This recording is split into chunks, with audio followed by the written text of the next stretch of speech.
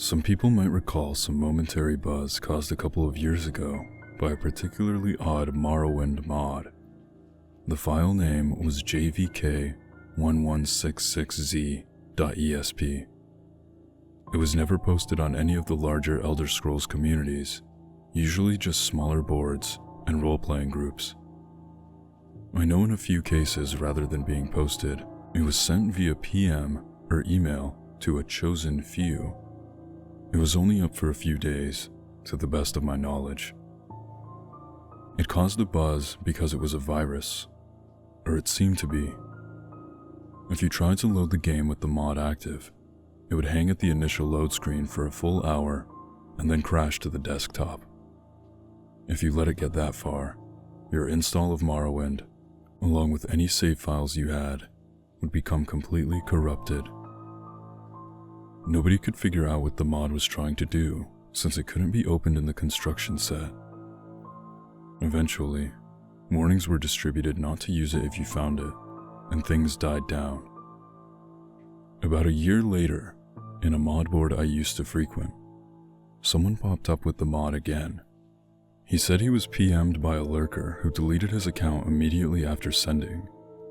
He also said that the person advised him to try playing the mod through DOSBox. For some reason, this worked. Sort of. The game was a bit laggy, and you couldn't get into options, load game, the console, or really anything else, other than the game itself. The quick save and quick load hot buttons worked, but that was it. And the quick save file seemed to be just part of the game file, so you couldn't get at it anymore. Some speculated that the changed game used an older graphics renderer, making DOSBox necessary, but it didn't look any different. This part I can speak about from personal experience. When you start a new game in JVK, as the board came to call it, once you left the starting bit in the census office and came into the game proper, the first thing you notice is that the prophecy has been severed box pops up. This is because every single NPC having to do with the main quest is dead, with the sole exception of Yagram Bagarn, the last of the Dwemer. Their corpses never despawn, so you can go check on all of them. In effect, you begin in a world that is doomed to start with. The second thing you notice is that you're losing health. It's only a bit, but it keeps happening, a little bit at a time. The longer you stay in one place, the quicker it seems to occur. If you let this health loss kill you, you'll find the cause. A figure we came to call the Assassin, because he seems to wear a retextured version of the Dark Brotherhood armor from Tribunal, even though the expansions don't work in JVK. It's all black, completely untextured, like he's just a hole in space. The way he moves, he gave me quite a start the first time I saw him scuttling around my dead body. He crawls inhumanly on his hands and feet, his arms and legs splayed out like a spider. You'd usually only see him after death, crawling around and over your body, just before the reload box popped up. Occasionally, you could catch a glimpse of him darting around a corner, or crawling on a wall or ceiling. Other than that, the only noticeable difference is that at night, at random intervals, every NPC in the game will go outside for a few minutes. During this time, the only thing they will say when hailed is, "Watch the sky." Once they return to their normal behavior though, they act like normal. After a while, a player on the board discovered a new NPC named Tieras, a male Dunmer in the temple at Ghostgate. Two things are notable about this NPC.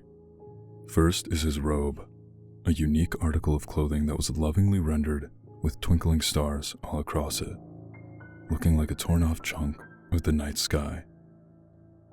The second is that all of his dialogue, in addition to showing up in the dialogue box, is voiced. You can skip it if you wish, but it all sounds like it's in the default male Dunmer voice. Some people said that they thought this voice was slightly different, but it was a very, very good imitation. I won't go into the details, but the questline he sends you on has to do with a dungeon referred to simply as the Citadel. Up until this point, the quests were all of a fairly generic, discover the secrets of the ancients bent. The entrance to this dungeon is on a small island far to the west of Morrowind proper. I eventually discovered that if you used a scroll of a carrion flight at the westernmost point on the main landmass and jumped directly west, you'd end up almost exactly at the island. Even though the dungeon is called the Citadel, it goes straight down. It dwarfs any other dungeon, both in size and difficulty. From a natural cave area, you'll proceed down into an ancestral tomb, then a Daedric ruin, and then a Dwemer ruin. I made it down to the Dwemer ruins before I quit. The creatures here were strong enough that a level 20 character would have to take care, and since you can't use the console in JVK, level 20 took a while to get to. Since quicksave and quickload are your only options, it's all too easy to get yourself into an impossible situation. I did, and I just didn't have the energy to start over. Now what I'm telling you is based on what those few who went further reported. Past the Dwemer ruins, you find yourself in a level like the Dwemer ruins, but darker. Rather than the usual bronze, all the surfaces, including those of the creatures, are black. The sounds of machinery are loud here, and grow louder still, randomly. There's also steam or fog everywhere, limiting your vision to about 10 in-game feet or so. If you can make it through all this, you will reach a hall that those who found called the Portrait Room. Like the fire in torches or other effects from early 3D games, this room has picture frames that always face directly at you, no matter how you look at them. The images in the frames were always randomly chosen images from your My Pictures folder. On the board, the ones who got there had some fun posting screenshots of the portrait room with various pictures in the frames. At the end of the hall was a locked door. After admitting defeat and returning to Tierras, everyone just found him saying, "Watch the sky," in his gravelly voice. What's more, nobody else in the game would say anything. There was just a completely blank dialogue box with no options at all. They wouldn't even rattle off the usual canned, audible greetings.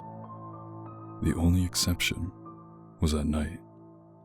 Whenever they'd go out for a few minutes, they'd still repeat it. "Watch the sky." At this point, one of the players, a friend of mine from the board, noticed that the night sky was no longer the usual night sky of Tamriel. It had changed to a depiction of a real night sky, and it moved. From this point on, everything is based on what this one person reported. Eventually, he got himself kicked from the board, but I kept in contact with him for as long as he responded. According to him, based on the constellations and planets, the sky started around February 2005. If you died, loaded, or went back into the Citadel, it would start over. When the usual day sky graphics took over, the movement would be suspended until the stars appeared again. In the space of a single night, everything would move about 2 months' worth. Since the timescale of JVK was more or less that of the standard game, that meant that a bit less than an hour was equal to a 24-hour period. He became convinced that the door would open based on some kind of celestial event. Of course, waiting for that meant leaving the game running. Of course, that meant the game couldn't be left unattended, thanks to our old friend, the assassin. My friend decided he'd hang out for a whole day, just to see if anything happened. That would be about a year's worth of movement. Here's the post he made at the end of his experiment. "I loaded in Seda Neen, where it all starts. It wasn't too bad. Just had to check in now and then to move around and heal to make sure I wasn't dying. But check it out. 24 hours exactly in, and the assassin learned a new trick. He screams. I was reading, and all of a sudden, this crazy loud shriek just about makes me crap myself. It's like something out of a horror movie. I look up, and there he is, just crouched down right in front of me. Of course, the second I moved my character, he ran off. When I went back down to the portrait room, the door was still locked. Darn. A bit later, he came to the decision that he needed to wait 3 days. 3 years. The PM advising us to try DOSBox showed up in February of 2008, was his reasoning anyway. After the first shriek, the assassin stops hitting you out of nowhere. Now he'll shriek, and if you don't move for a few seconds after that, he hits you. I think whoever made the mod was trying to help. At night, I've got my headphones on, and I was just kind of dozing off when he wakes me up with a shriek.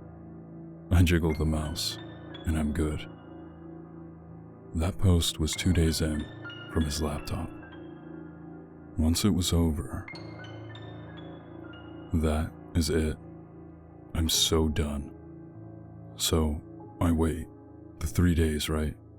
And right after the assassin made me jiggle the mouse, he shrieks again.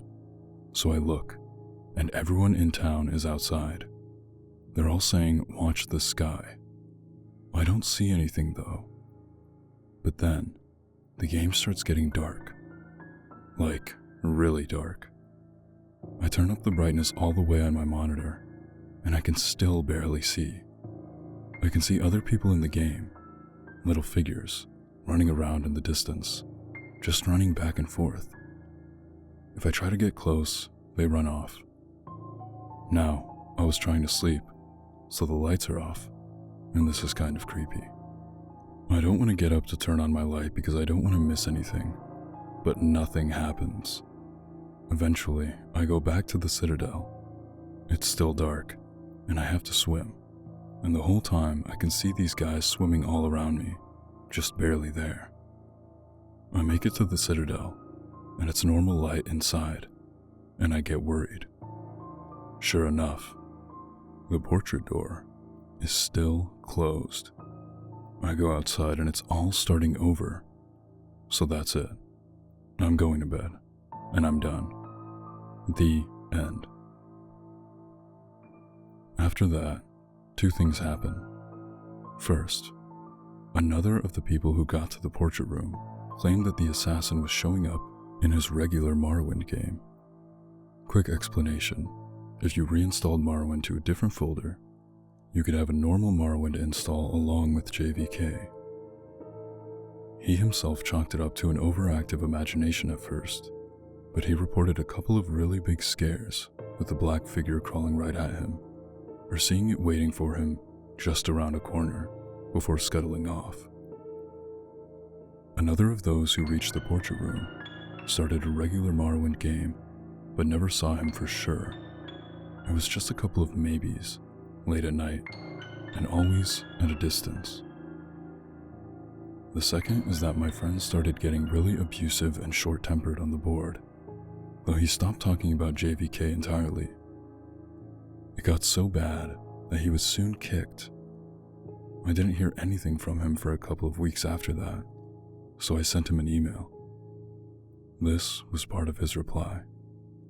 I know I shouldn't, but with classes out, I've got some time, so I started JVK up again. It's almost 2011, and I think I've got the sleep madness, but stuff is happening. It's still dark. Once it gets dark, it never gets any lighter. It stays like that. The people moved a few months ago. Everyone in Seydanim just went to that little bandit cave and moved in. They killed the bandits inside, and now they're just standing around. They don't say anything anymore. They don't do anything when you click on them. I quick-saved and killed one, but he just stood there until he died, without fighting back. and it's like that everywhere. You have to walk, since the quick travel people are all in caves now, too. But all the cities and towns are just deserted. All the people are in caves and tombs. Everyone in Jvk is down in the sewers. I'm going to Ghost Gate next. I want to see if Tieros is still there. I'll tell you what he says when I get there. I replied and said I wanted to see what he said too, and waited a day. When I didn't get a reply, I mailed him again, and a couple hours later, he sent back, "Sorry, I totally forgot. So it's 2014 now, since it's always night. The stars are always moving. The whole screen is dark, but you can still see the brightest stars moving around. Tieros was gone. Everyone in Ghost Gate was gone. I don't know where they went. They're not in any of the nearby caves, but there's new stuff. People still don't say anything, but their eyes are bleeding. It's so dark that even with a light spell, you have to get right up against them to see. But there they are, little dark streaks coming down from their eyes. I think I have to be getting close. I know this is stupid, and there's no way the payoff is going to be worth it, but I just want to be able to say I stuck it out." I got that one during the day. Later that night, I got a follow-up email. "Some of the planets aren't moving right. It's pissing me off. If this keeps up, I won't be able to keep track anymore. It's almost 2015 now, I think. You know, I just now noticed that there aren't any monsters anymore either. I'm completely alone outside now. The main quest people's bodies are still lying around.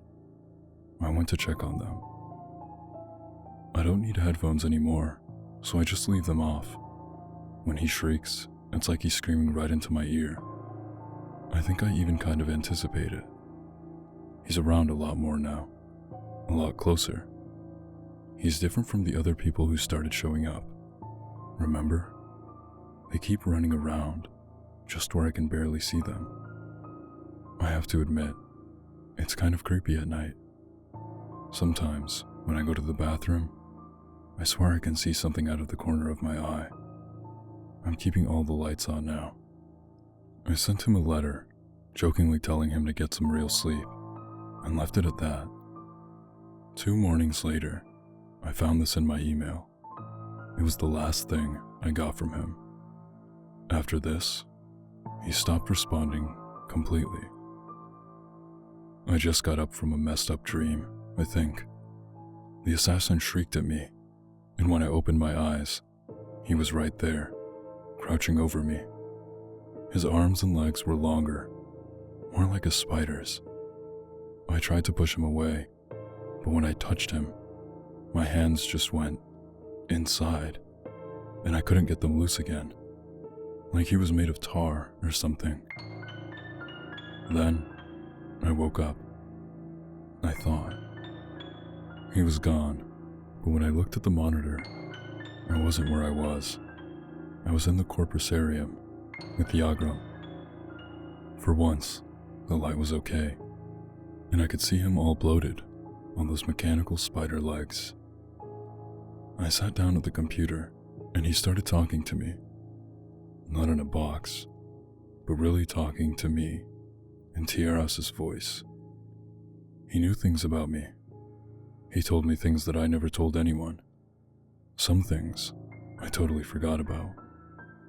He told me that almost nobody had made it this far, and that the door would open up soon.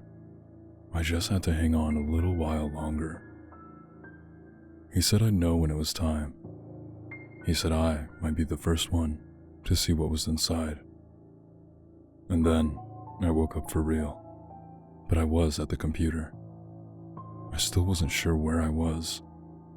Well, I'm swimming out to the Citadel Island, and I can hear this tapping. It's at my window. It's over on the left, so I'm sending you this, because I left my laptop by my bed, to the right. Just a little tap, tap, tap, tap, like he's knocking his fingers against the glass. I might still be dreaming now. So I guess that's the end of the story. I know there's a few other stories floating around about the mod, but this is the only one I know is true, as far as it goes. I deleted my JVK copy of the game pretty much right after I gave up, but I'd like to get the mod again. If anyone still has a copy of the file, I'd like to see some of this for myself.